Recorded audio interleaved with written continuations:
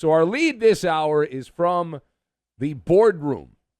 Key part of that, board. Wow, the made-for-TV spectacular, the 2025 NBA Draft, which has now been sliced up.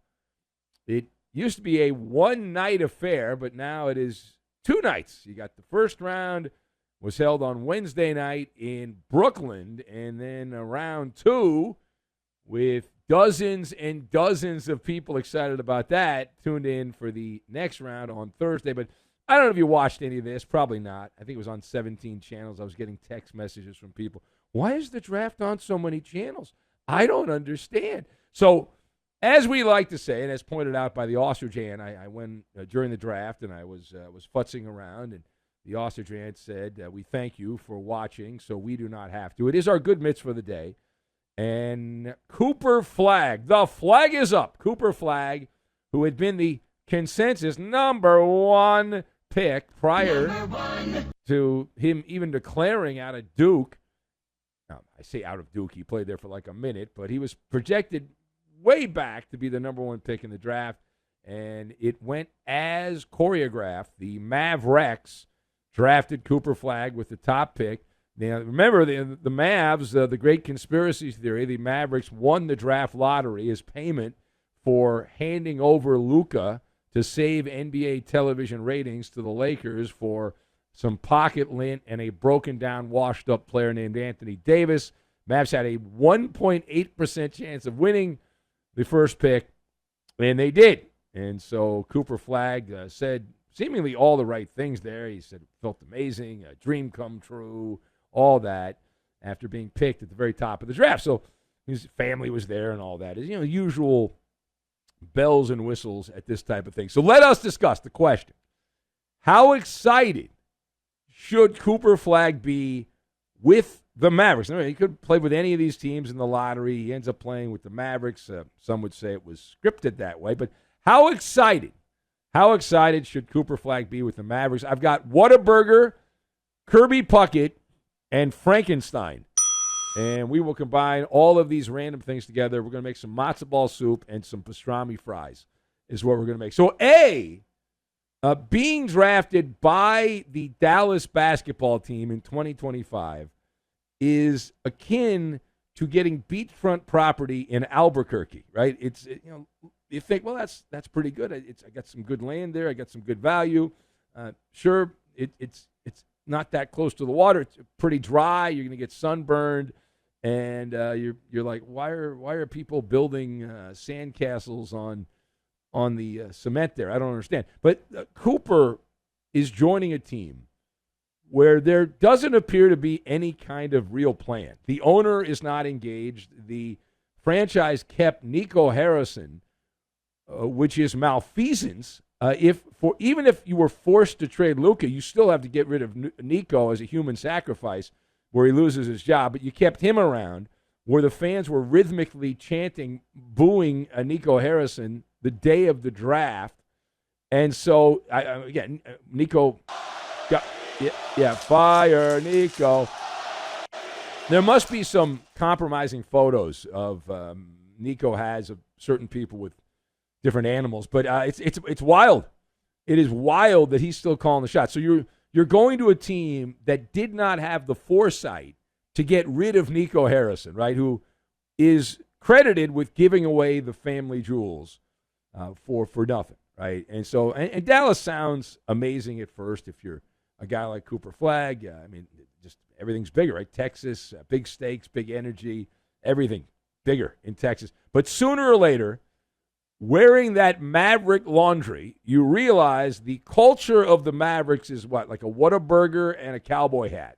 Wearing a cowboy hat. Whataburger with a cowboy hat on top. But Cooper Flagg walks in to that Maverick locker room. He better be on his best behavior because one glance from Kyrie Irving, even though he's hurt, could either spark a sermon or some kind of locker room crisis.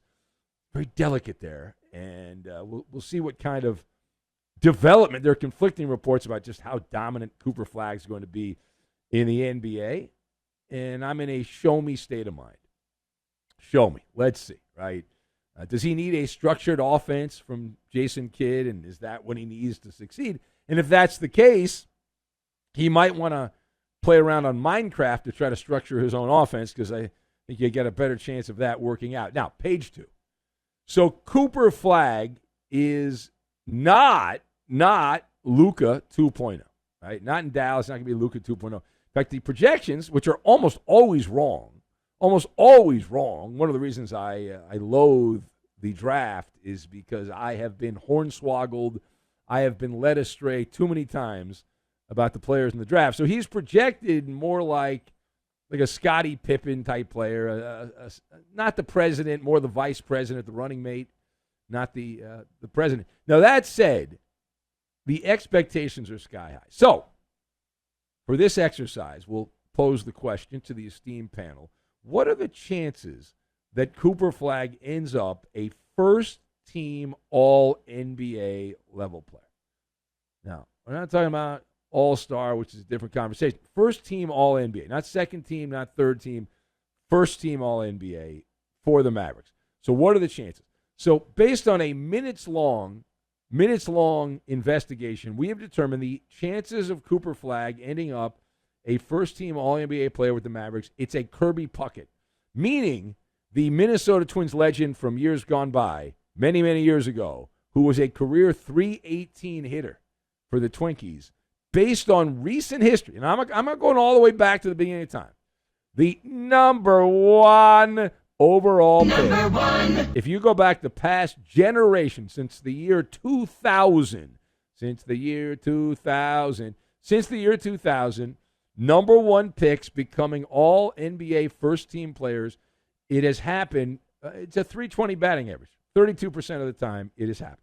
The top picks with at least one All-NBA first team: LeBron, Dwight Howard, Derrick Rose, Anthony Davis, Karl Anthony Towns, Ant-Man, Victor Wembanyama, hello, that happened quick, and Cade Cunningham, which did not happen quick but did happen now for the Pistons. So you got 8.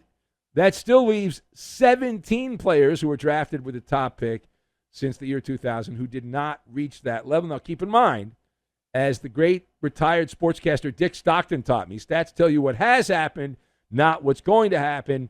And Flagg is going to start in Dallas surrounded by injury-prone players like Anthony Davis and Klay Thompson.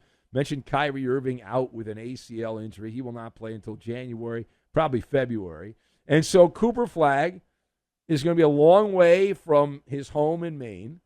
He will enjoy that there is no state income tax in Texas. So he'll make more money to do the same job as opposed to playing in a high-tax state like California or with the team closest to Maine, the Celtics. And he'll like the hot and muggy weather, unless he doesn't, and the barbecue. And he'll also get to experience the Texas-sized cockroaches, the large mosquitoes, and those fire ants that are all over the place. Everything's bigger. Everything is bigger. All right, now, last word here.